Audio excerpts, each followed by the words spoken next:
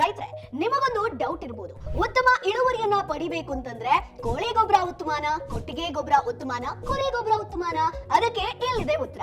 ಸಾವಯವ ಗೊಬ್ಬರಗಳಲ್ಲಿ ಎರಡು ಪ್ರಕಾರ ಇರುತ್ತೆ ಸ್ನೇಹಿತರೆ. ಮೊದಲನೇದಾಗಿ ಬಲ್ಕ್ ಮ್ಯಾನ್ಯೂರ್, ಎರಡನೇದಾಗಿ ತೀಕ್ಷ್ಣ ಗೊಬ್ಬರ. ಕೊಟ್ಟಿಗೆ ಗೊಬ್ಬರ ಅಥವಾ ಕಾಂಪೋಸ್ಟ್ ಗೊಬ್ಬರ ಸರಿಯಾಗಿ ಹುಡಿ ರೂಪಕ್ಕೆ ಬಂದಿದ್ರೆ ಇದರಲ್ಲಿ ಸಾಂದ್ರತೆ ಸ್ವಲ್ಪ ಜಾಸ್ತಿನೇ ಇರುತ್ತೆ, ಅಂದ್ರೆ ಇವು ಬಲ್ಕ್ ಮ್ಯಾನ್ಯೂರ್. ಇದನ್ನ ನೀವು ಮಣ್ಣಿಗೆ ಗರಿಷ್ಠ ಪ್ರಮಾಣದಲ್ಲಿ ಹಾಕಬಹುದು ಸ್ನೇಹಿತರೆ. 0.4 ರಿಂದ 0.5% ನಷ್ಟು ಸಾರಜನಕ, 0.2 ರಿಂದ 0.25% ನಷ್ಟು ರಂಜಕ, 0.3 ರಿಂದ 1% ನಷ್ಟು ಪೊಟ್ಯಾಷ್ ಅಂಶ ಇರುತ್ತೆ. ಹಾಗಾಗಿ ಶೆಡ್ ನಲ್ಲಿ ಸಿಗುವಂತಹ ಸಗಣಿ ಜೊತೆಗೆ ಹಸುಗಳು ತಿನ್ನದೇ ಬಿಟ್ಟಂತಹ ಹುಲ್ಲು ಚೂರುಗಳು ಮಿಶ್ರಣ ಆಗಿರುವಂತಹ ಗೊಬ್ಬರ ಗಿಡಗಳಿಗೆ ಉತ್ತಮ ಅಂತಾನೆ ಹೇಳ್ಬೋದು. ಇದರಲ್ಲಿ ಮಣ್ಣಿನ ರಚನೆ ತುಂಬಾ ಸುಧಾರಿಸುತ್ತೆ. ಇನ್ನು ಕೋಳಿ ಗೊಬ್ಬರದ ವಿಚಾರಕ್ಕೆ ಬರೋದಾದ್ರೆ ಇದರಲ್ಲಿ ಮಣ್ಣಿನ ರಚನೆ ಸುಧಾರಿಸೋದಿಲ್ಲ, ಬದಲಾಗಿ ಈ ಗೊಬ್ಬರದಲ್ಲಿ 1 ರಿಂದ 1.8% ನಷ್ಟು ಸಾರಜನಕ, 1.4 ರಿಂದ 1.8 ರಂಜಕ ಜೊತೆಗೆ 0.8 ರಿಂದ 0.9% ಪೊಟ್ಯಾಷ್ ಇರುತ್ತೆ. ಸೊ ಇದನ್ನ ಮಣ್ಣಿಗೆ ಸೇರಿಸಿದ 1 ರಿಂದ 2 ವಾರದಲ್ಲಿ 65 ರಿಂದ 70% ಸಾರಜನಕ ಬೆಳೆಗೆ ದೊರೆಯುತ್ತೆ. ಇನ್ನು ಕುರಿ ಹಿಕ್ಕೆ ವಿಚಾರಕ್ಕೆ ಬರೋದಾದ್ರೆ ಕುರಿ ಹಿಕ್ಕೆಯಲ್ಲಿ ಕೋಳಿ ಹಿಕ್ಕೆಯಲ್ಲಿ ಇರುವಷ್ಟು